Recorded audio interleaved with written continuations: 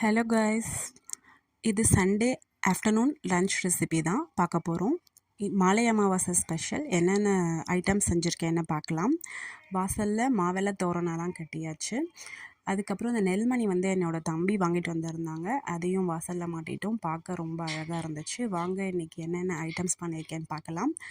பாசிப்பருப்பு பாயாசம், நல்லா பாலெல்லாம் போட்டு அதுக்கப்புறம் நெய்யில் தாளித்து முந்திரி திராட்சைலாம் தாளித்து கொட்டின பாசிப்பருப்பு பாயாசம், சுட சுட சாதம், அதுக்கப்புறம் பார்த்திங்கன்னா மொறுமொறுன்னு மெதுவடை, நல்லா கிறிஸ்பியாக வந்துச்சு இந்த வாட்டி மெதுவடை. அதுக்கப்புறம் வாழைக்காய் ஃப்ரை நல்லா மொறுமொறுன்னு.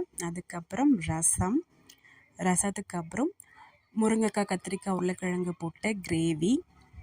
அதுக்கப்புறம் கதம்ப சாம்பார், கேரட் பீன்ஸ், அதுக்கப்புறம் கத்திரிக்காய் முருங்கைக்காய் இதெல்லாமே போட்டு அவரைக்காய்லாம் போட்டு ஒரு கதம்ப சாம்பார்.